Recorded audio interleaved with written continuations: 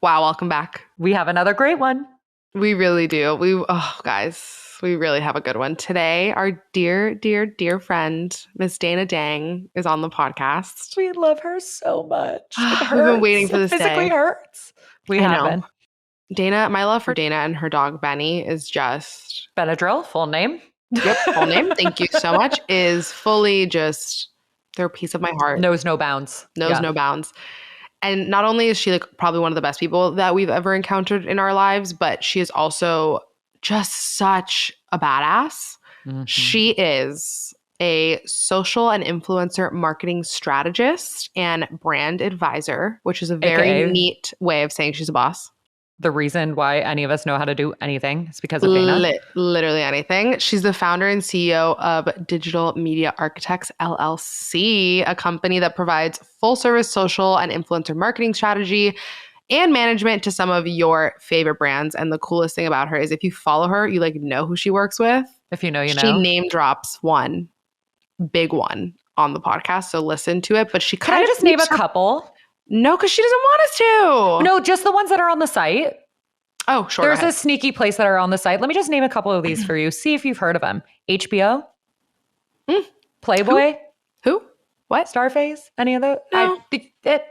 There's more that I want to say that are even wilder, but why don't you get to know her first? Just get to know her first. We talked about a lot. Oh my God. Okay, well, let's back up. She's clearly one of our very good friends. Not only did we want her on the podcast because, like we said, she's incredible in this field and is truly the reason why our entire girl group knows how to do anything, because we all just go to her because she's genius. But she is one of the most resilient people that we know, hands down. Truly. Like this woman's story is monumental and so powerful, and I don't think anyone would ever know that about her, especially when you're like, oh, social media market. Like it's such a good example of you really never know where someone's been. You never know. Dana was so gracious and coming on and being like, I have no boundaries. I have no limits. Like, I love you guys. Let's talk about it all. And boy, did she give us the whole story. She has an incredible story. It's absolutely gripping. She's so beautiful. She is so resilient. Like what she's moved through, she gives beautiful advice and insight over people that want to like better their personal development journeys, but are living in an unsafe or unstable reality. I don't even want to give any hints. You got to hear it to believe it. So let's just go straight to her. Just go straight to the episode. Also, I did want to give a little caveat. I was really sick when we recorded this episode, so my energy is very low and I don't talk very much. Meadow carried this. No, I didn't. Dana did. Well, Dana did. I mean, like between the two of us, of course Dana did. But between the two of us, Meadow really had to handle it because I was not feeling well. But it was a really good day for that because Dana had I had nothing to say. Perfect story. Can you imagine if we had a random guest that we didn't know on? You know what I mean? And then we had to you're feeling sick. Conversation. No. Absolutely no. This is three very good friends talking about some real shit. Three very good friends, but also like I didn't have shit to say because I was just her story you said is so gripping and I'm just so in awe of her. Yeah. And forget about what she's accomplished professionally, just in awe of the human being. It's the least interesting thing about her. Yeah, literally, like the kindness that radiates out of this woman, you guys will see. So enjoy the episode. Palpable. Thank you for tuning in. Check her out. Follow her if you ever need social help. Oh my gosh, we mentioned it in the podcast, but I'd like to mention again, if it isn't abundantly clear how genius Dana is, you're about to find out. If you ever need support or think, oh man, I wish I could pick that chick's brain. She's so smart. She's actually so kind and nice and beautiful that if you make a donation to Planned Parenthood of her hourly rate, $350, and send her a receipt of it, you get an hour of her time and her attention and her help and her strategy. So why don't you do something good for women's rights and help empower people that need it right now? And also get something in return that is fucking invaluable. Truly. And lessons that you will take with you for months, because we all have. The only reason I started a Twitter, remember I started a Twitter? We talked about that a couple episodes ago. Is the only reason I did is because Dana's like, you start a Twitter, you get verified there, you get verified on Instagram, babe. Put all your high thoughts on Twitter. You're perfect for it. Okay. We got to go. You said it's going to be a minute intro. It's 5 minutes. Go listen to it. Bye. Dana, we adore you. Thank you so much. I've been on back-to-back calls. I'm exhausted, but I was ready to talk to you too. And I have water next to me because I think that's what podcasters do. Oh, I have some tea and I have we some very water much do. and a stress ball. just for funs. Oh, I want to stress. I stand by. We should make TMV stress balls. Yeah, we should. The listeners know that lately I've been having this stress ball that I got at a Mayfair event. I keep it with me. I know. think We need to make them. Let's make them. I'll help you make them. And then we'll give them away as our gift to the world. That'd be so cute. Yeah. Dana, tell the people what you just said before I clicked record. She goes, I'm ready to black out. I'm ready to black out because sometimes when I talk about myself, I black out. And let's black out for an hour together. So cheers. Water. So cheers with more water? Yep. Cheers, now I have to drink it. Get that ASMR. We do start everyone with an unpacking. Gabby, you wanna tee that up for us? Oh, sure do. You're so good at every episode. I feel like I'm like on autopilot when I explain an unpacking. I know. Every episode, we ask our guests to tell us what they're unpacking. It can be anything as deep or superficial as you want to go. Okay, so what if there's many things I'm unpacking? Oh my God, like we can work through them or pick your fave. So maybe I'll do... Pick your favorite trauma. So like immediately, physically, I'm unpacking my house. So I feel like disarray. Disarray. There's no video effects. Never mind. We can make that happen. Don't underestimate our editor, Kay. Kay will do it. Yeah. Thank you, Kay, in advance. That's immediately what I'm unpacking physically. And then in my home, I'm unpacking how to learn to live with a partner. And in living therapy, with boys is gross. Living with boys is gross. Talked about it all last night. It's so gross. I mean, we've gotten into like our first fight, and like Trevor and I don't fight. Also, we fought maybe 5 times in the 11 years we've been together. That was fight number 5. We've been together 11 years. I didn't even know that. Sorry, I didn't know it was 11 years. Yeah, forever. I love you guys. Oh, and then in therapy, it's a whole other thing. I'm unpacking a lot. But what comes to mind of like my session last week was the term laziness and how I'm redefining it in my life. Okay. I think growing up with like refugee grandparents, immigrant parents, they're always like, do your work, don't be lazy type of thing. And like, that's always been like instilled in my brain. And it even got to a point where like one day my mom, which we will unpack this later in the call, it was like, you need to go to school. Like they called me, stop being lazy. And so I always thought the word lazy was such like a bad word.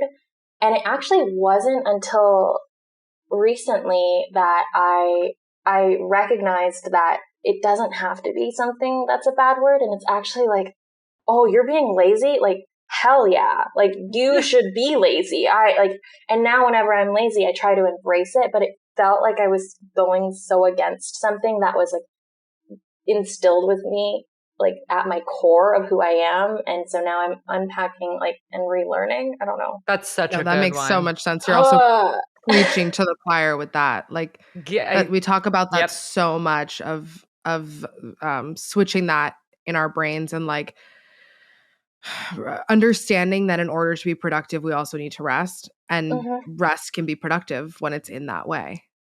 And rest can look like laziness. And just masked under a different word, you know? Masked under a different word. And yeah, I guess how like productivity, and we talked about this, Gabby, in like the other article that you so graciously featured me in. Oh my God, so go read it. We'll link it. I was like, Dana, can I please write about you? Gabby Meadow, I don't know. I feel so lucky to know you both. Anyways, so likewise. It's not even the funny. word laziness though, and it's like a trigger word, which I'm like, is it, the word trigger isn't correct there, but it's like, it just irked my body. And it was just like like I got to run away from it. But now I'm diving deep into it. And now I started spiraling and realizing there's a lot I need to relearn. And so I've opened up that can of worms, and now I'm like, and then my therapist was like, I'm going on vacation next week. I'll see you on the 20th. Oh, they always do. Nice. Yep. Right. Like, you're not allowed. Nice. Great. Yep. So, Dana, when did you start therapy? Oh, way later than I should have. Maybe 2 to 3 years ago. Okay. Same therapist the whole time so far? Yes. Cool. Same therapist. Cool. Okay, but hold on. Nice. Yes. What? I'm just going to be... Okay. When she goes, I started therapy later than I should have. Okay. I need everyone. I know. I mean, you guys are all going to hear Dana's life, like real quick, but no, I'm just going to say no to what you just said, because everyone, I think we don't get accept into that therapy as an answer. Yeah, I think we get into therapy and we do the self-work at the time that it's meant for us. And the fact that you're ready to do it. Exactly. You're in your early 20s when you started in therapy, like it's something that a lot of people do not do. And to not only have come from your upbringing, to have the foresight to be like, I need therapy, and put yourself in it with resources that the only reason you have the resources is because you've worked your ass off to get them. Yes. So okay, you're not wrong. I will say that. She's like, fine. That's my favorite sentence. Literally my favorite sentence to hear is that I am correct. You are not wrong. Gabby is correct. We will put that on the stress ball. She's always right. Gabby's always right. That's the stress ball. That's the quote on the stress ball. Yeah. Gabby is always right. We could make two versions, one with Gabby's name, one with something Meadow says on this Meadow's episode. Probably wrong. No. I'm going to ask Dana stress balls. What would Dana do? What would Dana do? It's the way we live our lives, truly. I mean, more than you know. No, genuinely more than you know, dude. I guess that's true. I do help you all. Also, I'm so sorry. I said so loud because I'm in your ears so loud. It's going to sound normal later, though, so just roll with it. Don't even worry about it, baby. The people know. The people know. Listen, they're not here for our sound quality, okay? That's not what they come for. No. Not sure what they do, but the fact that I joined this call and Meadow and Gabby were in a fight. So we can't let that one go. That's going in the episode. I know. We've started to air out our fights more for the people, just for entertainment. So far, no one thinks it's funny but us. Listen. But Dana does now. I think it's funny, and I think there should be way more listeners to this podcast than there are. And so everyone, if you're listening right now, I'm shamelessly plugging my friends.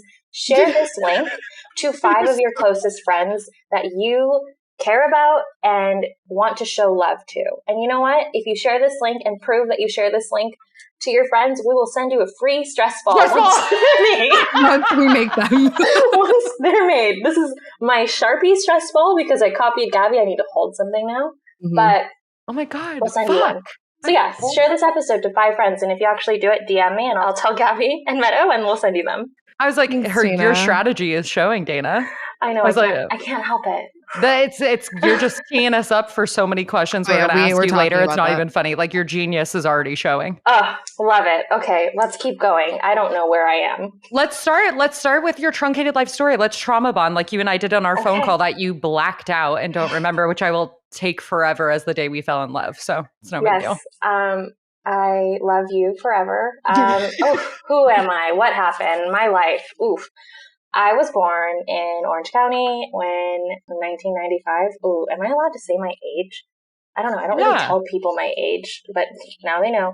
Which is another thing we can unpack as a CEO who's young, who tries to be taken seriously. Yeah. Anyways. Absolutely. I was born in Orange County. My mom met my dad when she was 15, and he happened to had been running.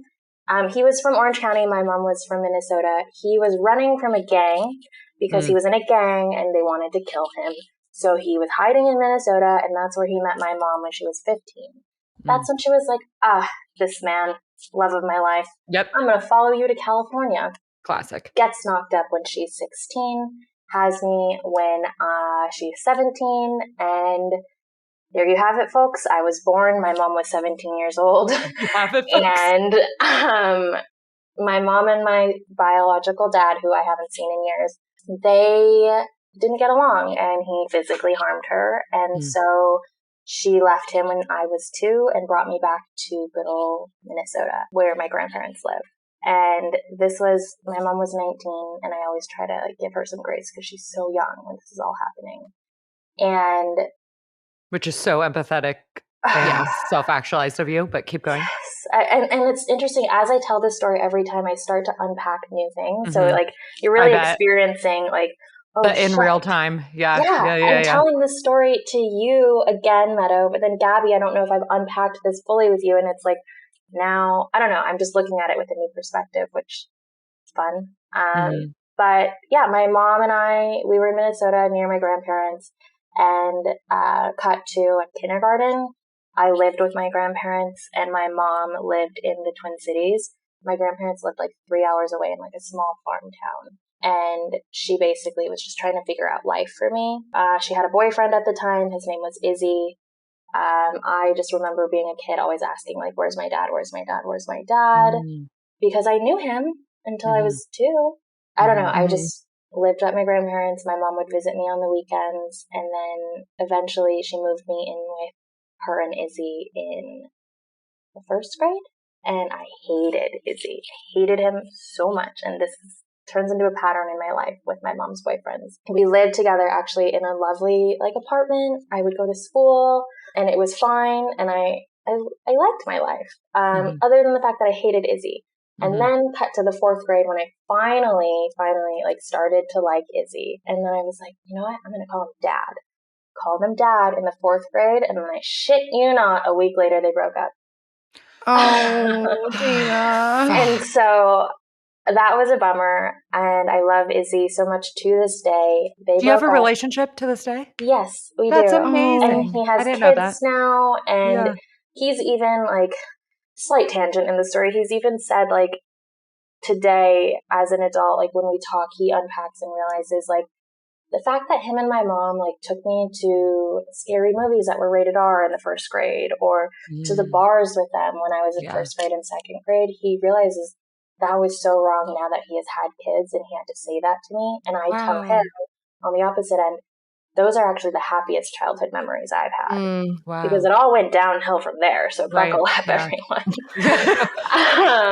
Oh gosh. So yeah, they broke up. I was really bummed and I just lived with my mom. It was fine. We lived in an apartment. Life was okay. Cut to the 7th grade where my mom, she was a real estate agent, had decided to stop doing real estate. And I believe this was around the time of the recession. And, she decided, hey, you know what? I'm going to be a stripper. And guess what? I had no idea. I knew she like worked at like bars and clubs, but she said she was a server. I didn't think anything of it. This was the time she started dating this guy, Paul, who I also hated. Actually, this was 6th grade. She dated him before. I was like, 6th grade sounds right because in 2008, I'm in 8th grade and that's like peak recession, right? So you're 2 years younger. So yep. So 6th grade, she's a stripper dating this guy, Paul. The only memory I have here is coming home from school and walking into the house and seeing my mom and Paul fighting.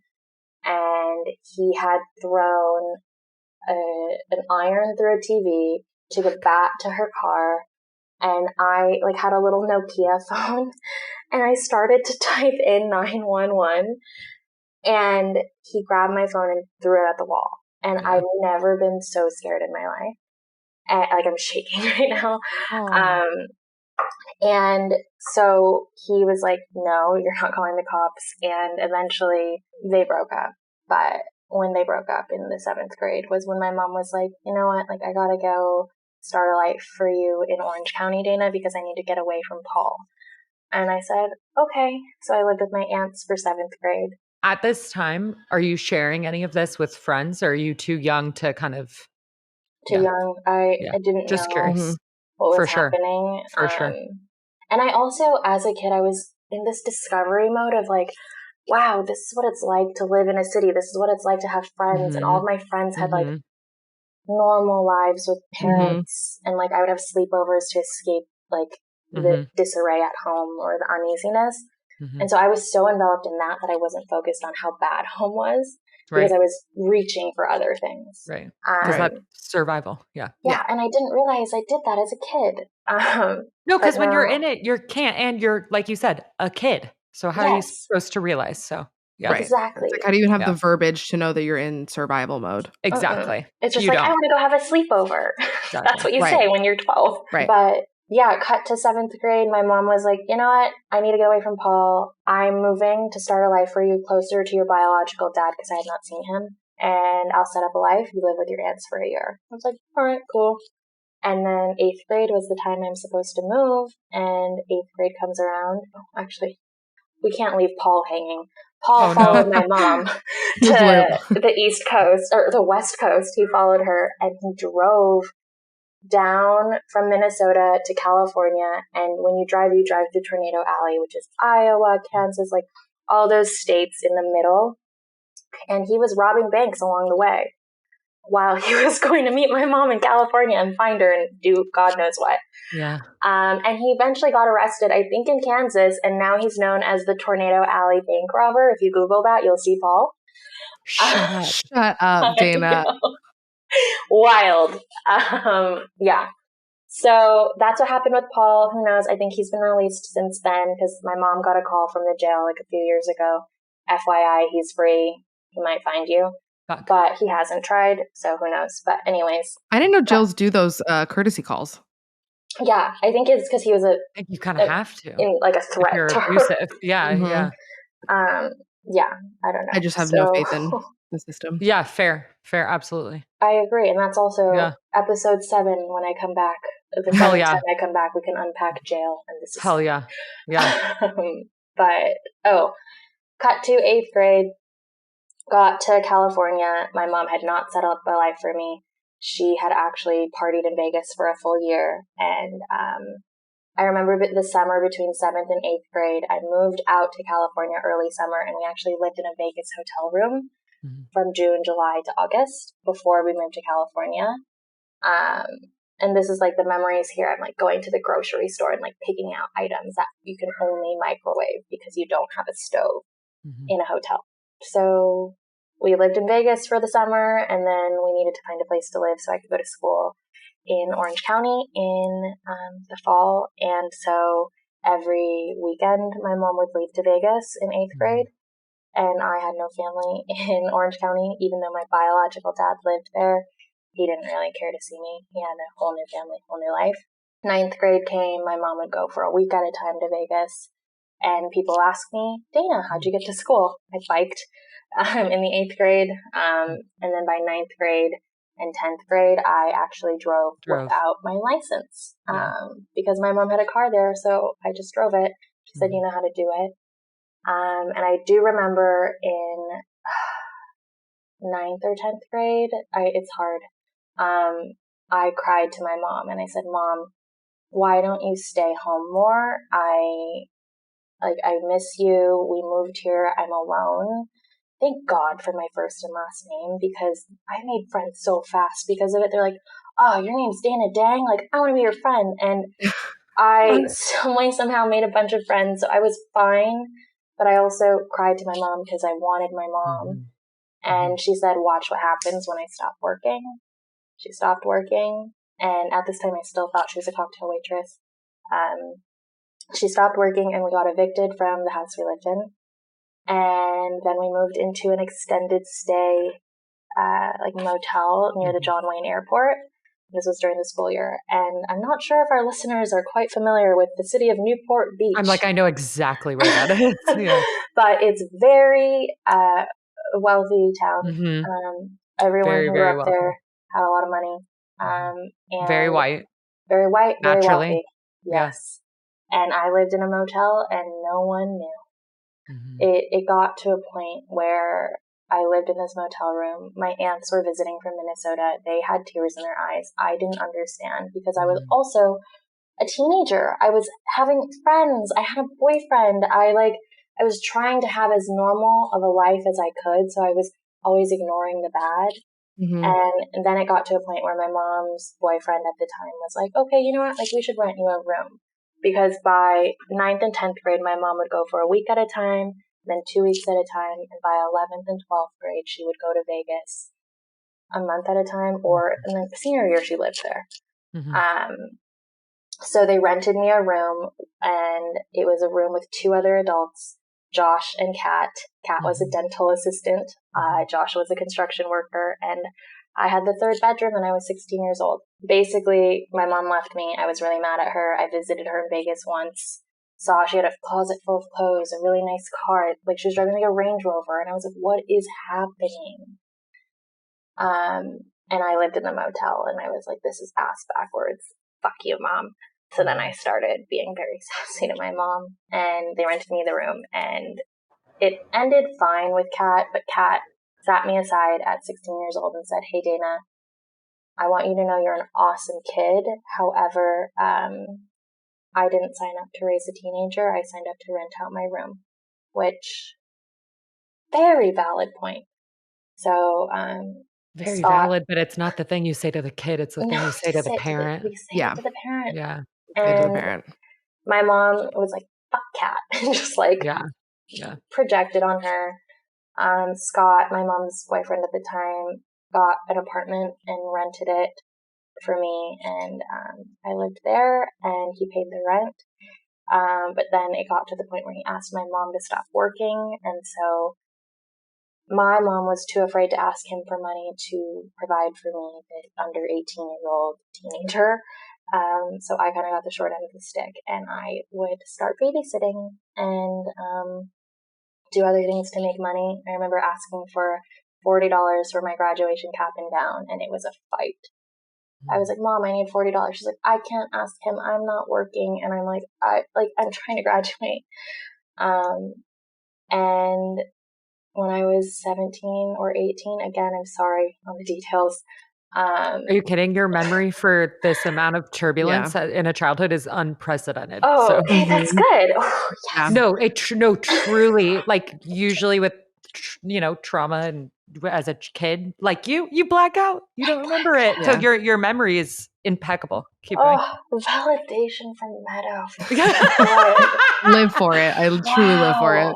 I literally, anytime you need please, it's my fucking pleasure. Are you kidding? I mean, I am in your room right now. I know. I can't wait for you to come back and sleep in that bed. Me too. But where were we? I don't even remember where I left off. Cap and gown. You're about to graduate high school. I danced growing up. I started dancing in the 9th grade. I was... What kind? Because me too. Like hip-hop, lyrical, all of it. I never was put in sports as a young kid because my mom, I just didn't, everyone talks about, how they played soccer as a kid. I never had that. Yeah. And I didn't know you played sports. And I joined dance and learned how to dance because it was either that or PE at high school. And so I remember I was like, I need to dance. And so then I started. And let me tell you, freshman year of high school, really rough. Some way, somehow, I was really driven. And it was actually my form of therapy. And I just butterflied into a dancer. And dance is so healing. Yeah, it really is. It is. Dancing is the most healing thing in the world. It absolutely is. I also need a sip of water because I'm talking a lot. Mm-hmm. Mm. Liquid break. Water break. Cheers to the blackout. Mm-hmm. I'm really not going to remember this episode till we listen back. But, we'll send it to you just to make sure you like it. Thank you. Oh, dance. So as a dancer, you work out a lot. You're late on a period, starting it. And so I'm 18 and I'm like, I haven't had my period yet. What's wrong? I need to go to a doctor. And I didn't think anything of it because, again, as a gymnast or a dancer, you start it late. Yeah. I remember going to the primary care doctor, and I actually brought my best friend Raquel with me at the time because my mom obviously wasn't with me. And I was like, I'm scared. What's a doctor? And we went to the doctor's, and she was going to do a pap smear. And I was like, okay, cool. She's down up in there. My legs are spread. Doctor's lights on me. And she's like, I can't get it up. And I go, what do you mean? She's like, I can't get the device up. And I was like, okay, you're the doctor. Tell me what to do next. And she was like, no, I think you need to go to an OBGYN. I'm like, okay, sure, dumb idiot doctor, fine. And that was just me being scared. And so then I booked an appointment with an OB, and she looks down again at my vagina and was like, okay, to me this looks like it's an imperforate hymen. And I had to drink a bunch of liquids. They did an ultrasound, and she was like, and we also can't find your uterus in this ultrasound. So we're just going to need to do a quick procedure and cut open your hymen and you're good to go. And I'm like, all right, nice. Let's do the procedure. Which, by the way, like to have, I'm sorry to interrupt you in the middle of the story, but like to the fact that you're sitting through all of this at 18 years old and you're like, okay, yeah, go ahead, like do it. And it's just unbelievable because things, I mean, doctors are terrifying. And then especially as a woman, it's like it's very rare to find OBs that like actually tell us what's going on. And like, it's all these words like that you don't really know what it means. And like, you don't really know what the fuck is going on. And you don't have a guardian that's translating for you.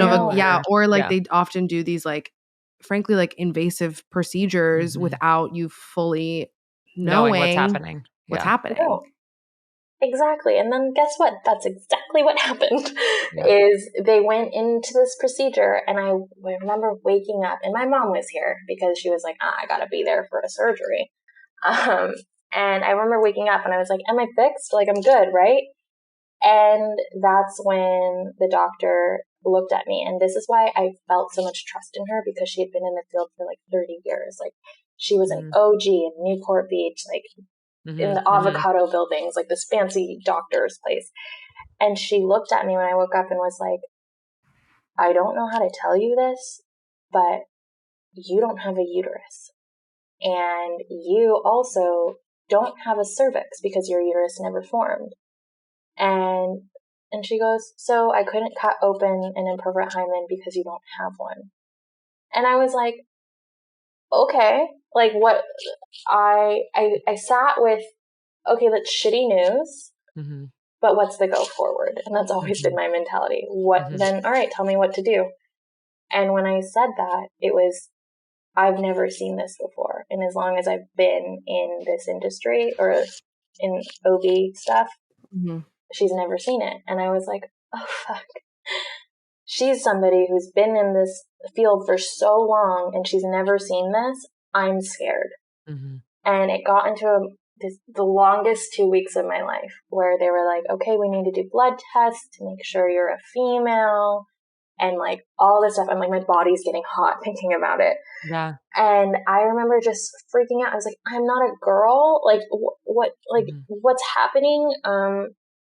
And it even got to the point, like I blacked out those 2 weeks and we did all the tests. We didn't know what was wrong with me until we actually started Googling things. And we finally found out what I have, and it's called MRKH syndrome. And it's basically, there's horns that fuse together and form your uterus when you are in the womb. And so when your hearing develops also is when your reproductive system develops. And some way, somehow my hearing did develop, and it's also your spine. My spine developed. My uterus, the horns never fused together, never made the uterus, never made the cervix. And I have MRKH where it's just the uterus, but there's other girls who have what I have who can't really hear and their spines are disformed because they're underdeveloped. But yeah. Anyways, we found out what it is. We found a doctor and these motherfuckers. I don't want to name the doctors, but they fucking suck.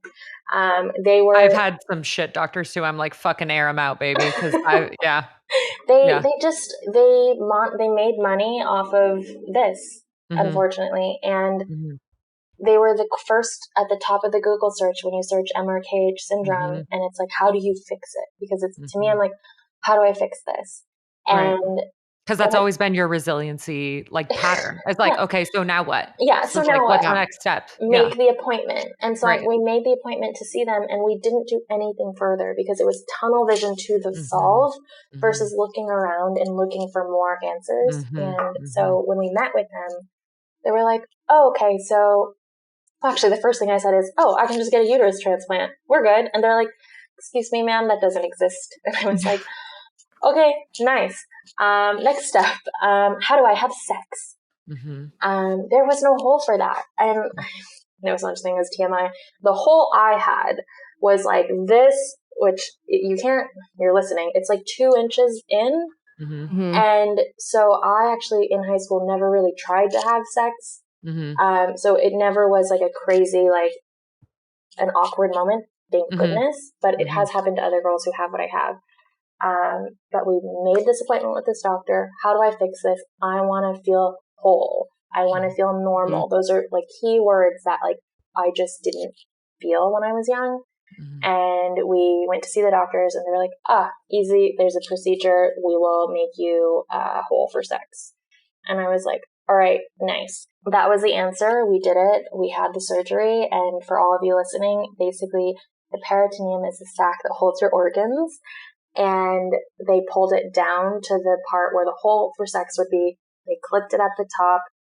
And now there's a hole. And it was it wasn't like I was dying surgery. Not plastic surgery. What's the word? It was like reconstructive? Reconstructive surgery. Yeah. Which, by the way, is not covered by insurance. So because of that, insurance didn't cover it. I even wrote a letter and was like, they were like, well, you don't have to have it. Yeah. And so they didn't cover it. And so then it got to the point where it was, and thank goodness, my mom's boyfriend at the time, it was a bummer though, was like, it's this or college. And I obviously chose that because I didn't feel whole. And so the surgery was slated for summer after I graduated. But while I was going through all of this, my senior year, I had always been like the straight A student, always went to school. I was the most social because, again, I was escaping the reality of home with friends and school. And I lied a lot when I was young. Also, I forgot to mention that of where my mom was. And so growing up in Newport Beach, I of course lied. I knew my mom was a cocktail waitress. At least that's what I thought she was. But I would lie and be like, oh, she's traveling. She's a real estate agent. Like, she does commercial real estate. That's the lie my mom told me to say. And I said it. And so I lied a lot, which is another thing I can unpack of like, then I started lying about other things because I was so insecure about my own home life. Basically, I just stopped going to school senior year. And this has nothing to do with the lying. I just had to say it so I remembered to unpack it later. And I have compartments here above my head that you can't see. It's called a mind palace. Yeah. You can't see it, but I'm organizing my conversation. I am. I have to plan. We all do it. So that's why I laughed, because I was like, feel that. Yeah. Understood. Yes. And that's real recognize real. It does. And when you were like, let's just go into this podcast like blind, I'm like, all right, fine. I have a mind palace. Exactly. I can do this. Bet. Try me. It's fine. But yeah, so senior year, I stopped going to school. I was a very good student. Then I turned into a bad student. And, I didn't recognize that was depression. When did you recognize that was depression? When my mom triggered me, which was, I think it was also a Google search. It was like, I had no will to go anywhere. I had no will to live. Like, I was a lack nanny. of everything, almost. Just everything. I was alone. And then I chose to be a nanny in high school because I loved kids so much. So I'm reeling on the fact that I can't have kids. At least I can't be pregnant. I have eggs. By the way, everyone has eggs. That's why I work so hard. I'm going to have a surrogate, do IVF, all of that. But basically, I started binge watching Netflix shows as a way to escape my reality and going into that one. And it would be like 16 hours straight. I stopped going to dance. I stopped going to school. And it got to the point where one day my mom was like, Dana, your school called me because we don't live together. She lives in Vegas. And she said, Dana, your school called me. Stop being lazy. Trigger word. Go to school. And I don't think I said anything to her. I was like, okay. And I just wasn't listening because I was just such like a shell of a human. Yeah. But then I'm like, on the other hand, I'm like, if you were here physically, you would see that I'm depressed. You would know what's happening. Right. Yes. Right. And so it got to the point where I barely graduated. C's get degrees. C's, you pass school. And That's my mom's favorite joke. You really do, though. You get your diploma. And I went to, I think, let's say there's 500 classes in a whole school year. I went to 251 of 500. If I had gone to one less class, I would not have graduated. Wow. Yeah. Wait, I got that same letter senior year of high school. Well, every year I got a letter, if you continue to miss school, we'll keep you out. And then senior year, it was like, you literally won't graduate if you don't come. I got the same letter. Yep. Got that. I wasn't a skipper. I don't wear the uniform. We didn't have a uniform. We had a dress code. That was Gabby's entire personality. So, Yeah. I skipped. Mine was, I'm not going to wear this. That was the funniest fucking thing. Gabby, you just like went to so school you. and not the uniform? Well, like we didn't have a uniform. It was a dress code. Like we had to wear like, my mom wouldn't sign my dress code. This is really unimportant. But like, I just remember one day, like towards like the end of senior year, and I'd show up in like a sweater, and it was like those like little Brandy Melville sweaters that were really trendy, like without a bra, and like I felt so cool, whatever. Yes. I remember one time, like the dean, who I was like, I had a good relationship with, he pulled me aside and he was like, I was just wondering, like by the end of the year, are you ever gonna wear the uniform? And I was like, probably not. And he was like, that's what I thought. All right, go with right, God. bet. And I was like, all right, great. Anyway. That was just so our personalities in a nutshell. It's not even funny. Yeah. There's so much. I understand so much more too now. Thank you. Gabby. Okay. Keep rolling. Rolling through, where are we? I don't know where I left off. I told you, I'm in the middle of a blackout. You're barely graduating. In the middle of a blackout. You made to 251 classes. Yes, barely graduating. Mom doesn't know that I'm depressed. I don't know that I'm depressed. Again, I thought I was being lazy. Yeah. Because my mom said, why are you being lazy? Go to school. And I'm like, oh, okay, I'll go to school. But it was just one day at a time. And it's so funny just looking back though. Like I know the friends I made, their parents knew exactly what was going on. And like, I'm now understanding when like a friend, Grace, her parents were like, do you want to like come over and do like college applications with us or like tutoring or anything? And I was like, we go to college after high school? Like shit like that. I did not know. Mm-hmm. And I had no plan. How could you? How could I know? How could you? Like Raquel's parents were like, do you want to come over for dinner? Do you want to have a sleepover? Like they would feed me. I didn't know. And it was fun when in sophomore year, I had all the parties. Junior year, I turned into grandma of Newport Beach. Senior year, when I was dead to the world. But I don't know, just looking back, it's so like up and down, topsy-turvy. But all in all, I graduated. I got the procedure a month after high school graduation, and I knew that I had no funds for college.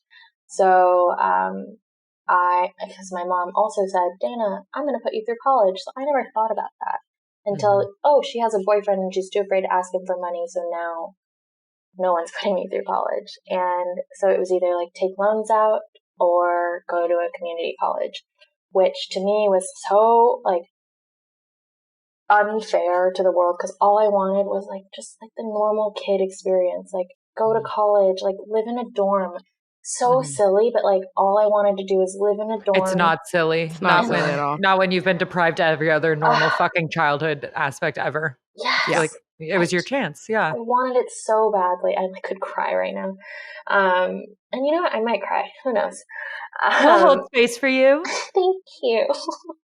But yeah, I wanted it so badly, and I was so angry at the world because I was like, one thing after another with my life, and I would just be so mad. And then eventually I just sucked it up and decided, okay, I'm going to go to Santa Monica College because also, curveball, a month after my surgery, my mom and her boyfriend Scott at the time were like, we're moving to Hong Kong for 5 years.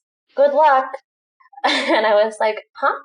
And his company brought him over there and they were moving there. And, I actually wasn't welcome, which was a whole other fight we had, my mom and I, because I was like, you didn't even ask me. And she was like, well, you wanted to go to college. And I was like, yeah, I wanted to go to college when it was the experience, but now it's not. So yeah, they moved to Hong Kong. They gave me $500 a month, to like start my life in LA, and they thought that was enough. What brought you to LA? It's not even half of rent. No, what brought me to LA was, all right, I fucked up senior year. I just didn't go to school. My GPA went down. I Googled best community colleges in California, and Santa Monica College. Santa Monica, yeah.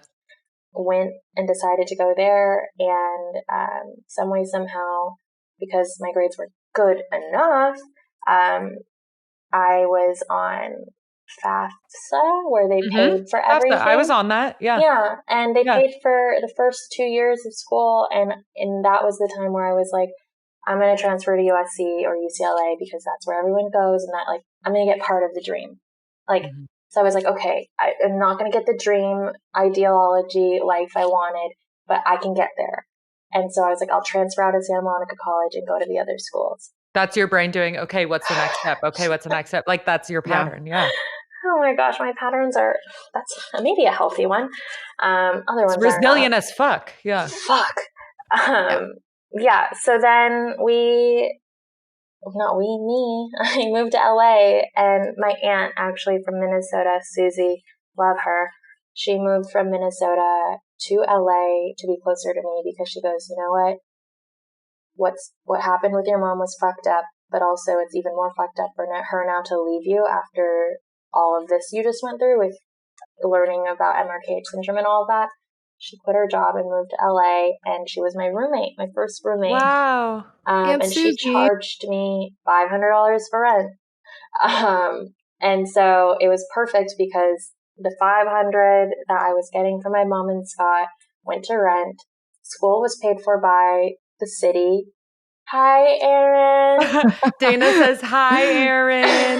I heard the little. He said, hi, Miss Dana. Wait, he'll come say hi. Hold on. Sorry, everyone. Please.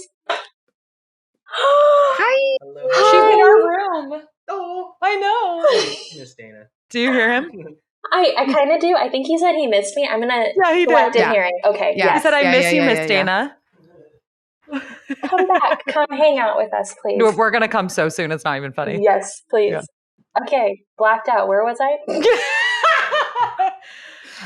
You're living with Aunt Susie, making $500, trying to transfer. You're giving her the $500, yeah. I'm giving her the $500 for rent. I broke even there. School's being paid for by the city. I'm like, okay, now if I have a job, that's the money I will have for life, I guess.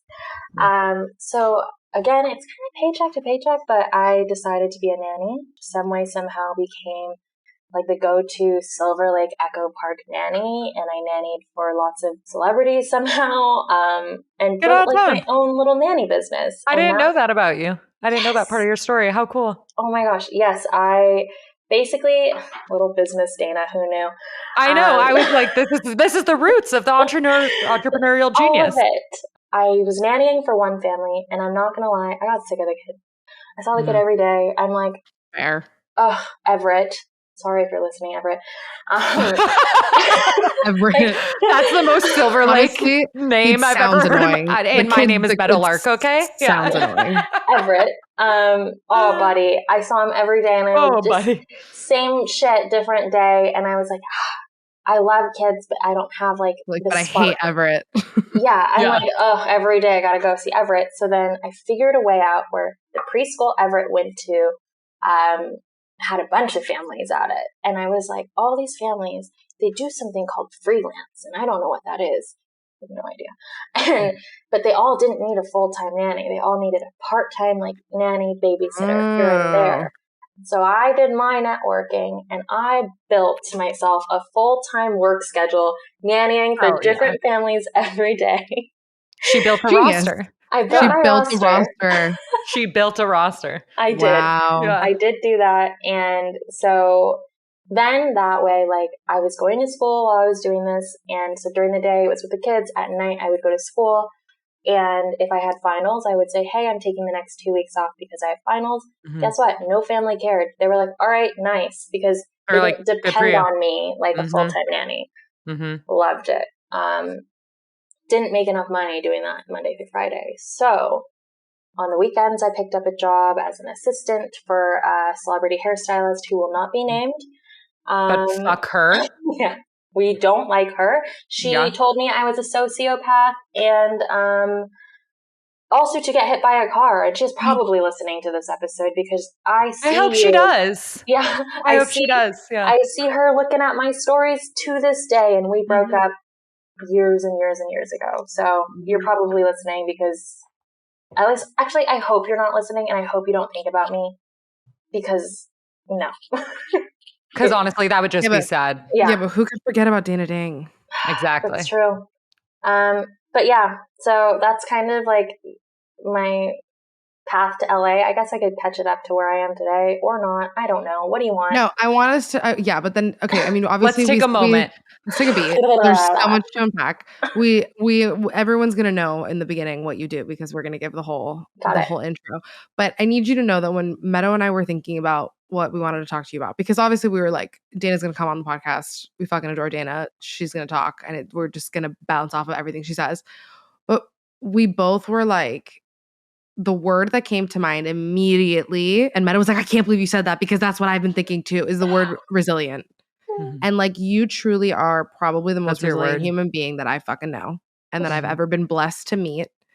And there are just so many ways that like your life could have gone. And there's so many ways that as a child, like you are blameless in it, but your life still could have gone 1,000,001 directions. And the fact that what Meadow's been saying this whole episode is that you've always been like, okay, to the next, okay, great, to the next, to the next, to the next, to the next, to get you to where you are. Even the fact that you're sitting there being like, I work so hard because I'm going to do IVF and that costs a fuckload of money and that's whatever. It's like, you're constantly thinking of like the betterment of not only the people around you, but of yourself and of your life and how to get yourself to a place that you want to be in. And it's so despite what your current circumstances are. Despite what your current circumstances are. And we have a lot of questions around that because I think that aside from how valuable and inspiring your story is, you have such beautiful insight and advice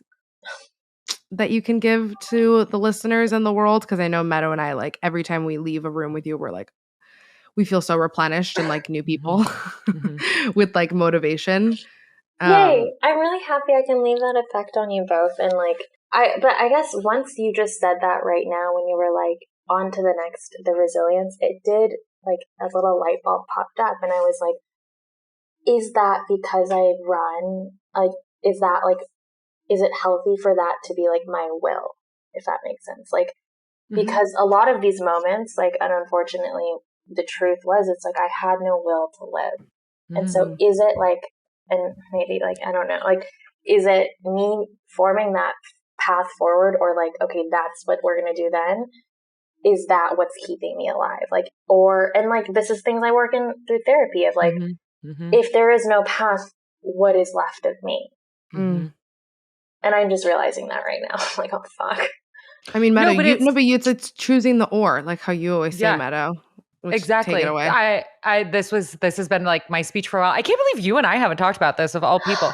But through my childhood family trauma, I did a similar thing, was just like, let me dive into the high school experience. Let me dive into my boyfriend. Let me just like separate, like sleep at someone else's house. I did the very, very similar coping.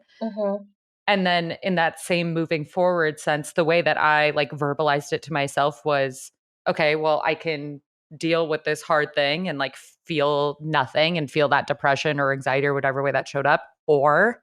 And then the second my brain went I was like, I don't care what the or looks like. If it's not this, I'm choosing that.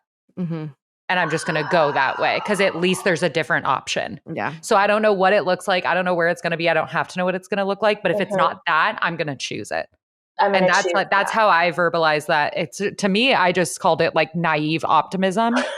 For you, it feels like true resiliency. Yeah. Okay. Because I was like, oh my gosh, I feel like a faker when you like, I'm taking resilience in it, but I'm also like, do I deserve the word resilience because I was running? Like I'm running towards... But that's survival. That is resilience. That's literally choosing the path of not dying by suicide, maybe. Yeah. You know what I mean? Like it's choosing that other path. That's real shit. That is real resiliency. Okay. that helps. I was like, but so let me, just because we have so many similarities, please don't let me project this on you, but just tell me if you have felt similarly. With Anna Maria, our psychic intuitive, we talk about fucking constantly. She's been really telling me that I'm trying very hard to hold on to like an old identity of this like warrior self and like the girl that survived all that shit, and how I need to like really reconcile with all that, although that's exactly what saved me and that's what I needed. You have to thank that side of you and let it go, because it's not your reality and you're not going to move to the next part without doing that. And so I'm wondering how that process have you felt that? How does that look like for you? Because I'm trying to be my gentle, cute, wear dresses, feminine self, but you really, it's hard to hold on to that identity of what helped you survive. It's or let go of that identity, I should say. It's been a reckoning. It's a reckoning, truly. Because it was what made each next step of my life, like what each step was. And now I'm at this point where I'm so grateful where my life, like what it looks like and the life I have built today. But now I am absolutely having identity issues. And and I think that what I've kind of tried to turn it into, because I'm also a huge like an advocate for like, oh no, my train of thought just went away. Find it in the tower. That happens to me all the time. What are you a huge advocate for? Okay, I'm a I watched the choo-choo train go away, but the blackout is catching up in real time. But it keeps coming back. Coping. When people become victims of their own circumstances, I have no sympathy for it, which is now I'm trying to not, because it went polar opposite. I was like, I am not a victim of my own circumstance, and I was proud of that. That was so tied to ego, because I was able to not, I was like, I'm able to rewrite my story, which I think is admirable. I don't think it's admirable if that is who I preach to always be, and like look down on others who become victims of their own circumstances. Because what is that? Lazy, or like insanity, and like things like that, like the definition of insanity. And so it right now, actually, it's been like this year and last year where I'm realizing, okay, yeah, I get it, Dana. You're not a victim of your own circumstances. Good fucking job. You're alive, kid. And now the real like, self-talk. Yeah, just like, you made it. And now it kind of, I was like, okay, then who am I? And like, what do I want to be? And like, what effect do I want to leave on my friends? Because I don't need to drag all the shit I've been through into my present day. Because let me tell you, like, everything I've gone through, I would 100% go through again, because I fucking love who I am. I love who I've become. I love everything I've learned. And I like me. And so we like you too. We love you. And like, I'm really working on like trying to like say that out loud. Like, I like me and things like that, because I've always been like, oh, you're so vain. Like, as a kid, I was told that.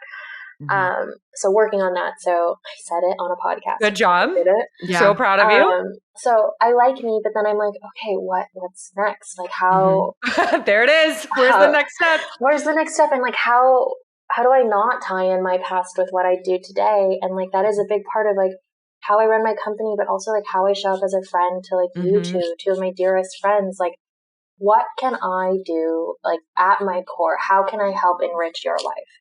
Because fuck, who knows? If I die today, like, I want like you and all my friends to think like Dana like loved me, like, because I love you guys. And like, friends turn into family, because that's just what happens when you don't have parents growing up, or even like close family and all of that. You make your own family. You make your own family, and then I'm like, how can I show up for everyone in my life? And so, do you ever ask for help?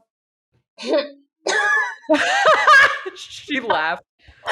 Oh, that's a struggle.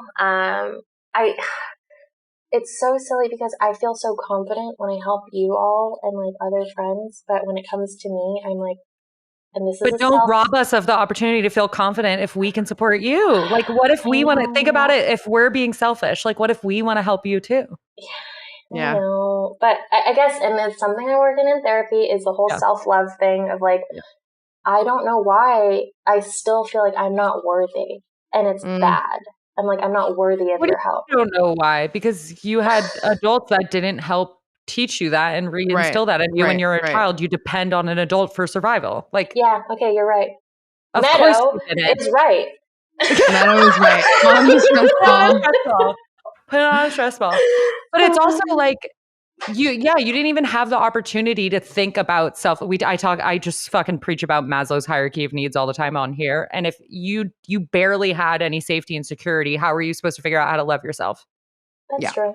How did you have the energy? 100%, Which is actually quite literally one of the questions I wrote down for you is, did you have any, I guess, tips or advice or perspective on folks that want to grow and like want to get to that place and try to better themselves, but are still living in like a fight or flight or unsafe or unstable situation? Whoa. That's a great question. What a question. Gosh, for the people who are still in this fight or flight situation, the immediate thing and everything that like I've worked through has to do with time is for you to know that this will end at some point. Like it will stop. There will be a point of shift. And gosh, like to me immediately I'm like, hold on, like there's so much more to life. Because that, like, I go straight to this dark place, and I'm a firm believer, like, bright people who, like, present so bright are this bright because they've seen the opposite, which is, like, deep darkness. And so, like, to me, I'm like, hold on, don't go into the darkness. And there's so much more to life than what's happening to you right now. And do what you can to get out of the situation you're in mentally, physically, etc., safely, but don't feel rushed to do it. I don't know.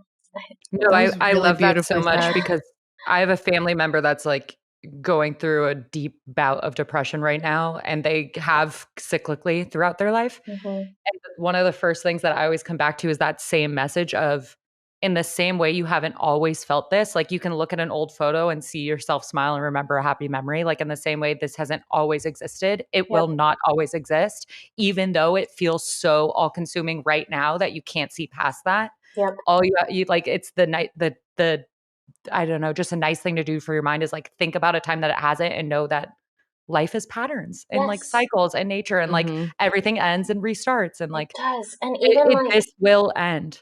This will end. And also, if you're listening to this podcast and you are hearing this advice, you already right now can recognize, okay, I am in this dark moment, but that's the first step to come out of it is like to hear this conversation or have somebody like Meadow in your life who is like, look at that photo of you smiling. Like just that one little tiny speck will pull you out. It is the first step. It is. Because once you feel one speck, you just ask it to grow a little bit more. And then you want it to grow because you feel it and it feels good. So you chase it. 100%. I worked through that in therapy of like, I'm now able to recognize when I'm standing right above a dark hole, or if, you know what, I fell in the hole, but I'm talking about it in therapy, or I'm talking about it with a friend. And so I will get out of that hole. But before I had no idea that the hole existed or that I was ever in one. Or that you could ask for help to get out of it. Yeah. Which, by the way, well, two things. By the way, is it's like, I mean, it doesn't shock me that you rarely ask for help, but like you were just such a person of community. Like all Dana does for people listening is literally just bring people together. Yeah. Like that's all you do. It's literally all you do. Way. Or try to like bring people together, whether that's physically, digitally, like all you try to do is empower communities. Like that is your ethos to us. Keep going, Gabby. Yeah. No, that's, I was just going to say, it's just interesting to think about because it's like literally community building, which by the way, it makes so much sense that it's part of what you do because it's what you lacked growing up. Yeah. And like you built it for yourself. Well, I've also heard you say, because I've listened to the other podcasts you're on, obviously, where you called yourself a product of community too. And you were talking about like how I was raised and my survival was a product of community. So you built your own for community. How you know how to for how you know how to do it. You've been doing this others. since you were a child. Like literally naturally, of course, it's going to end up being what you do because you've been doing it as when you were a kid. I'm still in shock that you listened. I'm real journalism, baby. I do my research. Your own thoughts may vary. I know, but I'm like, wow, like It's down to the moment, and it's so silly. It's like I'm on this episode, and there is things I can help with, but there's things I'm also going through of like, wow, you listened, like, wow, like you care, right. Or like I matter, like it's things I'm learning. So yeah. Hey, it's a fucking process. Yeah. It's things we're all seriously learning. Okay, I'm gonna do a harsh shift. Let's fucking do it. Because, well, I guess not so harsh, because we're talking about how all of this life experience and community led you to literally building communities. But in that other podcast, you talk about how it's like one step at a time. Like you went for working for other people to you're like, you know what, I can do this for myself. Okay, let me go one client after another. But I want to get super specific and granular with you, because I feel like that's all the advice that I come to you for is like, okay, so what's the first thing I do is write a pitch email. Okay, write it for me. Like you are so good. We were just speaking about you the other day and how you're so good about like big picture goals and like where you want to be and disseminating it down into the daily tasks and operations. So for maybe people that want to start doing their own thing or owning their own, like where the fuck do you start? Like like daily practice, what should I be doing? I mean, it's Meadow, I think you said this to me last week or 2 weeks ago when you said you're like, Gabby and I were talking about this, and it was like Gabby pulled up a great point that Dana's really good at looking at the big picture and disseminating it into daily duties. And I was like, I didn't know I was capable of it. Yeah, you're incredible at it. But let me tell you, I've brought you both up every single day in work now because of that one comment. It's like been distilled across like my company and like what I'm teaching the people who work for me to work on and things like that. And I was doing like quarterly and monthly reviews yesterday, actually. And again, I brought you both up. And there was a moment where I was talking with a gal who I'm not going to name because I don't know if it's legal to say who works for me. Because let me tell you also, owning a company, like, I don't know what I'm doing, but I also do know what I'm doing. But, so I'm just going to not say her name, but Smart. She is wonderful. I love her. She's on my team. I'm so lucky to have her. And the first skill I teach anyone who works for me is, how do you manage yourself? So it's like, how are you time managing? How are you making sure your to-do list items are done? And like, how, like, are you managing yourself? And then once they become experts in that, guess what? You get a fucking promotion. And because if you can do your job and manage yourself, you're good. Then it goes into kind of what you and Gabby were saying of like, okay, the next skill I want you to work on is understanding strategy and like the why of why we do everything. And so as I was talking to the team and I was also interviewing people to hire for another client, it's clear to me, oh, I didn't know I had this superpower that Meadow and Gabby recognized, where I look at something at the big picture and I can distill it day to day. And that's a skill not many people have. And I go, holy shit, I didn't know. Dude. It is fucking rare. And you do it so naturally. Seamlessly. Yeah. So naturally. I'm like, okay, well, I didn't know. And I had no idea. And now I flagged it Real with shit, everyone who's like finally like ready for the next step. I go, okay, now I want you to pay attention to how we are looking at things from the big picture. And of course, like we work in like social and influencer. And so we're looking at things from the big picture, but then how does that distill into what we do every single day to complement what the strategy is? And the strategy, everyone, for social and influencer marketing is, what does the space look like today? What does the audience want? How do you tie it together? And then you meet that with like an algorithm. And that is the magic formula. Yes. And so now everyone on my team knows like that's something they need to look at. And I don't tell them, I'm like, we don't post just to post. Like there's a reason we do everything. And I started like, even in this review yesterday with one of my team members, I started to like have like this sort of breakdown because I was like, I don't want to become one of those agencies where everyone burns out. Everyone works to the bone and they are burnt out and they're unhappy. I go, that is not this company. And my company is, we move with intention. There's a reason for everything. What is the value here for the community? What is the value here for the brand? And like, and that is honestly the secret sauce on how to distill everything from the big picture to the day-to-day things is keeping true to the core value or the mission or the why of you doing something, it will reflect. And that's kind of how you call, and I think that's how I accidentally have this skill, is because I really care about the core of the why. And then if you follow through with the core of the why, you master that skill. Everything else, falls into place. Well, yeah. I can't remember his name, the name of the guy that has this TED Talk. We'll find it and we'll put in the link, we'll put in the show notes. But it's this really famous TED Talk, and the guy was explaining why Apple like became so important. And he basically was explaining that concept that like people don't buy your product, they buy your why. And like that's applicable to literally any industry. That it's very true. And like, let me tell you, every new client meeting I take, if I want it, I get them. It's just very, and it's not because of skill.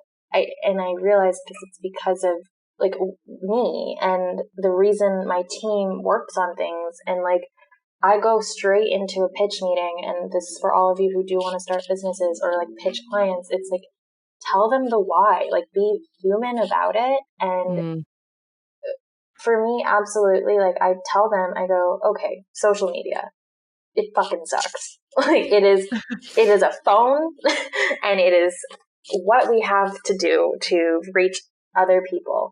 And I go, so let's flip that on the other side. Social media, it's fucking cool. You can talk to somebody in LA and India in a second. Harness the power of social then in that way and look at it in that way, connect the communities. And I always tell them, I'm not here.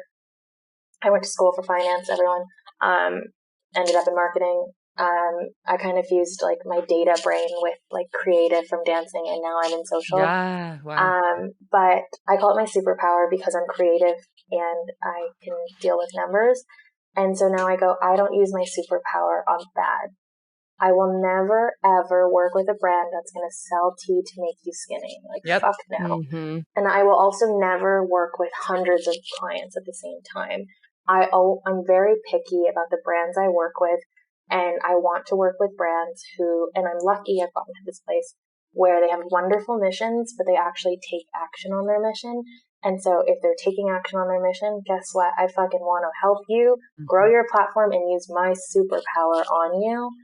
And usually from there, that's when the client's like, all right, yep. And it holds them accountable, not only just to like actually do their mission. And then we work together and we're walk their walk. Something good. And this is why I also secretly want to get Meadow into every client I have on. Literally. I need them, so please do. Yep. But wait, this reminds me of what you were sharing with me when we were leaving the diner last time I saw you, which I've thought about every day since because it blew my mind, is how another way in which you do that is you purposefully don't advertise like all your big flashy clients because you've literally worked with like the best of the best. Yeah, I didn't know that you didn't do that. Oh yeah. And how you don't do that so that clients sign up for you and not for the flat. Can you say more things on that, please? I can talk about that. So I work with really fun brands that I love, and I'll like, if you know me, you know I work with them type of thing. Like if you follow me on social, but like usually other clients, like on my website, no other clients are anywhere to be found. But basically, I don't go into any new meetings with potential clients with them knowing who my other clients are, because I truly, at the core, want them to sign up and work with me for me, and like just trust that I have the tools and I have the heart and the drive to take them to where they want to be, and like I will listen to them. And then usually they'll sign with me, and then it's an afterthought that like, oh fuck, Dana works with so and so and so and so and so and so. And then it's a perk. But then how do you? Yeah. Okay, because I was literally just talking about something similar with my mom. Like this makes sense to me, but then how do you get the big names? Yourself? How do you sell yourself? Yeah, how do you get? Because if you don't like, what's like the portfolio that you show? It would be based on. Like usually they'll ask for like case studies, and I'll say like so and so brand, like keep it vague, and I'll put the numbers so I can put the data points so they know like some of the followings are big. You could call it like a makeup brand or like you could call it skincare brand. Got it. Okay. Yeah. If it were flipped and they signed to work with me because fuck it, I'll name drop, Playboy was a client, then, and they signed with me because of that, then I can only go downhill from there because they have high expectations. I don't like to overpromise, underdeliver. So I'm like, hey, this is me. Sign with me. Sign with me. Oh, she actually knows what she's doing. Yeah. And other people trust her. But yeah, I keep it vague in case studies, or also a lot of the time, sometimes I know one client because like a client will refer them to me. Yeah. Because I've also never advertised my services. It's all been word of mouth, some way, somehow. Because your work damn good at what you do. Yeah. Do you have any other like specific strategies for how you? Because I think you're very good at like quickly understanding whether or not like a brand is a red flag or a green flag for you, and like who you want to work with before you get into a contract and like shoot yourself in the foot. What else are you like looking out for? Like, how are you approaching it to look for those signs for yourself? Do you look out for the red flags more or the green flags more, or both? Yeah. It's both. It's kind of, and unfortunately, it's like, what's the value here? What do I get out of this? What do they get out of this? Is this worth the return on investment, the ROI? Love an ROI. Girl bossing. It's the personality of the people you work with. It's how big is the company. If it's a small company, you can assume and bet your ass that the CEO, the CMO, everyone on the team has a say. And to me, that is a red flag, but it doesn't mean I'm not going to work with them. Because red flag there is, am I going to be able to do what I can do? Or is everyone going to put their opinion in and I'm just going to be swimming up water? They're going to micromanage. Yeah. Yes. And it's gotten to that point with actually an old client I had where I had to sit them down and say, everyone here has an opinion and you are paying me a lot of money. And I don't feel good taking this money because I am not performing at what I can do for you. That said, I think we need to reconsider this contract. And you know what? We ended the contract. I'm not going to take a brand's money if they're not going to listen to me. Because it's not why I'm here. Like, I'm not here to make money. It's at my core, I want to help grow platforms that like they'll use their voice for the greater good. Like they will help inspire young teens or like animals, like whatever their mission is. It's like, that is why I do this. And you know what happens? My mentor has said this to me and I'll always repeat it to my dying day. The money follows the movement. Yeah. Yes. You stick with that why and you stick with that purpose and the money follows it anyway. It fucking does. Let me tell you, I was living paycheck to paycheck up until like a few years ago. And some way, somehow, like my company like has tripled. And now I think we're going to double or triple again this year. And that's my girl. And I'm so excited, but I'm also like, holy shit, like, do I deserve this? Or again, back to the self-worth bullshit. Yep. Always sneaks its way back in there. It does, but it's fine. I'm also grateful because I know I work fucking hard. So then it's also like offensive to be like, I don't know how I got here. Because some people work really hard and they don't get there. And so then, but then I also overanalyze and overthink. I'm like, am I offending someone because I'm happy? Should I be sad? Should I be happy? Like, we are literally never going. Meadow and I talk about this a lot. Like even the other day, I was like, I had Meadow proofread something for something that I'm working on. And she was like, we might need a caveat. And then she was like, actually, you know what? Leave it. Because like, you're not always going to please everyone. And like,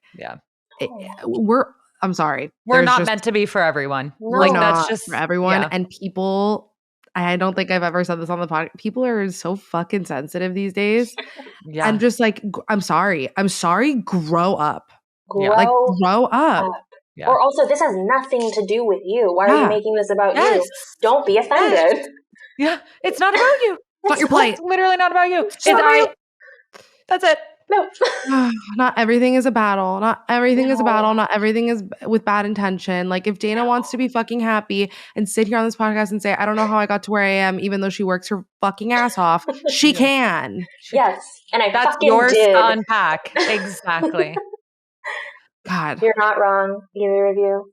Okay. Well, first of all, I've one that I just wanted, you're the best person on the entire planet. And Truly. I'm so in love and obsessed with you. And thank you for everything you shared. I do have one last question that I'm dying to get to. Because I've never asked you this. And I was like, this is such a good Dana question. Because it kind of ties in everything we've said. Do you think that brands have an obligation to speak on moral and political issues? Yes, Ooh. say it. Wow. I saw Ooh. this question in And the notes, I mean and I it said, in the yes, most Meadow. generalizing way possible. I Like, would say, do they have a moral obligation? On political, or what did you say? Like moral or political, because recently they've felt very tied to me. Yes. So it's tough. And I think actually this is a really lovely question for you to bring up, because it backtracks me to like the biggest challenge of my career was pandemic happened. Everyone looked to me. Dana, you're What the do we only do? one on. We fired everyone. You're the only agency or people at the company to work because everything went digital. And so the amount of pressure I felt from that, and then George Floyd happened, and everything else, the world went where it went, and you saw brands make mistakes. Reformation fucked up. Other brands fucked up. Other brands handled it well. The black tiles, the black squares, yikes. And we all, and I just had to do my best. I just stared and I scrolled and I scrolled, and I was like, what the fuck does a brand do? So let me tell you, if you asked me this 2 years ago, I would have been like, Meadow, what? Like, what do you mean? We're selling this. Right. And it got to the point where it gets sticky, because there's moments where, yes, the brand speaks of it, but then it affects their revenue or it affects something. But then it's like, is the revenue loss okay? Because you're getting the respect and loyalty from these consumers who respect that you did post about that or things like that. So I would say morally, fuck yeah, say if it has to do with human rights, being alive, brands should most definitely speak up, share resources. That's a thing. Because they are the ones to make it cool. I hate to say it, but a lot of people turn to that to make it cool. So if you're going to be, if you have the platform. Aside from making it cool, like you're reaching an audience of people that might not have seen it before. Right. And that's where it's like, oh yeah, fake news, media, blah, blah, blah. But there is a point where brands do their due diligence on what's happening in the world. Right. And they need to say something, because if they don't say anything, then people now look down on them for not. But they need to say something, but not say something to check a box. I'm so fucking done with brands and people doing things to check a box. Like, okay, fucking check your box, but then walk the walk. And because that's so disconnected from the why. When you're just and by the way, you can to check the box, it's so everyone can see everyone right knows. through it. See right through it, and it's like, oh, we're sending best wishes or in thoughts and prayers or whatever, but it's like, okay, did you donate? Okay, if you don't have the funds to donate, did you share resources? Like, there's so much you can do, and that's like, it's one of like something I get so fired up about, because I had clients who were like, just put a post up to like put a post up. And I was like, are you fucking kidding me? Like, back when, especially AAPI, like there's an AAPI hate moment. And I brought this up to an ex-client, and the CEO, I was like, hey, like, here's a graphic, here's a caption, like, in solidarity with our AAPI brothers and sisters, etc. Coming from fucking me. I'm Asian, if you didn't know that, everyone listening. If you're listening, and he responded and was like, what's next? Are we going to support testicular cancer or the handicap Olympics? And he goes, I don't think we need to say anything on it. You need to tell me when we sign off who this was. Oh, I absolutely will. We do not work with them anymore. But like that moment, I was like, you really just fucking said that to me. And like, ick. So yes, if you are a small brand or a big brand, there is something you can do. And if it is not monetary or like donation with like part of the proceeds to certain products or anything like that, absolutely use your platform to share resources and vet out the resources. If you're thoughtful and vet out resources, that is doing something. And that is more than enough. So yes. And speaking of which, because now that you've had an hour, 20 minutes of Dana's fucking brilliance. Oh my God. If you donate $350 to Planned Parenthood and email that receipt to Dana, you get a fucking hour of this genius's time. You do. If you need help with social strategy, if you have a brand, if you want to be an influencer, content creator, I don't care what you're doing. If you want to start a podcast, for the love of God, make a beautiful donation. and do the best. I can't tell you, I have to hold myself back day to day from texting you, Dana, because I just want you to solve all my problems because you're so smart. No, you don't even and know. so generous. Like Gabby and I have to hold each other back from just, I'm like, you're the busiest woman in the world. It's so inappropriate. And I've already asked you to write every email for me possible. Like I just want you to hold my hand through life. Literally, because it's like we were talking about it yesterday. You're our guiding light. Yeah, where it was like I feel bad because I feel useless. Like in your presence, where I'm like, yes. I don't know what I can offer. And so like I'm just like, I don't want to ask because I'm like, I don't know what to give.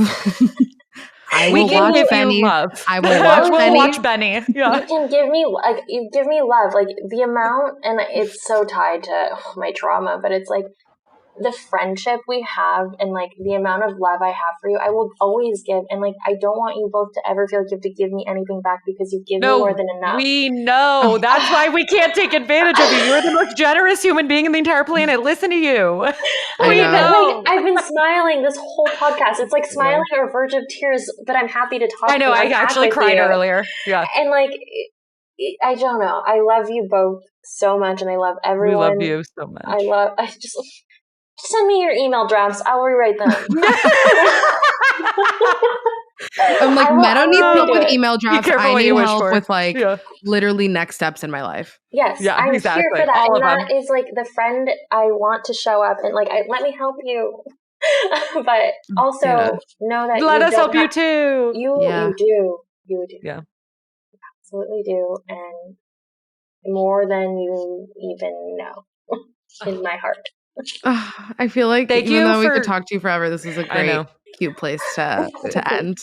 Also, thank you for the unprecedented level of vulnerability. Oh my. And I will send it to you because I know you blacked it out so that you could review it before we post it. No, honestly, like, fuck it. I don't even need to review it. Like, even if you want to send it, I honestly might not fully listen because fair. At this point, too, like, everything I've gone to, how can I turn this into, like, a gift to others? Like, people have not gone through what I've gone through, and maybe you have, and there's maybe parts of my life that, like, people relate to.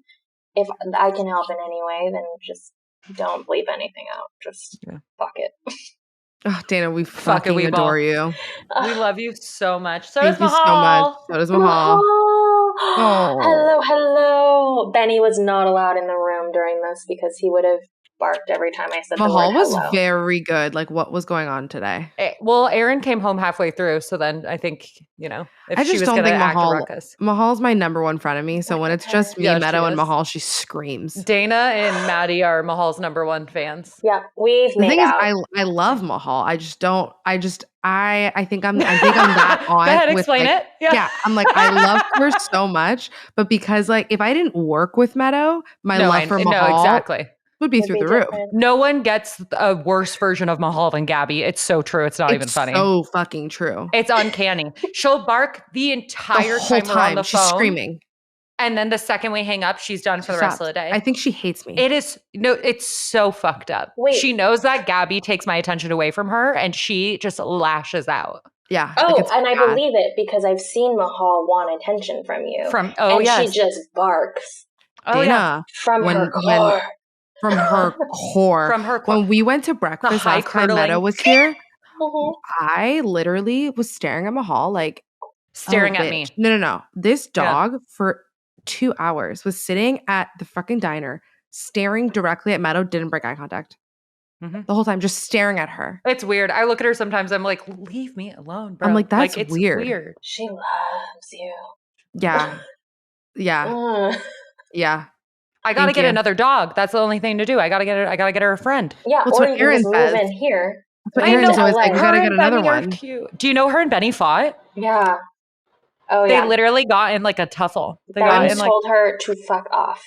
And and then she didn't like it. Yeah. It was boundaries, and then Mahal was like, huh? Same. The thing is, like, I'm sorry. Nobody asked me to pick a side. I picked Benny's side. No, we all do, honestly. No, we all do. Maddie did too. Maddie looked at him and was like, get away from him. Because Benny has just seen some shit, and Mahal's a privileged bitch. Yeah, come on. Benny was rescued. He was a rescue. Oh, sweet boy. Okay, we love you. I'm turning this off now. Yeah. I love you. Bye. See you next week. Bye. Thank you guys so much for listening to the Thoughts May Vary podcast every Monday.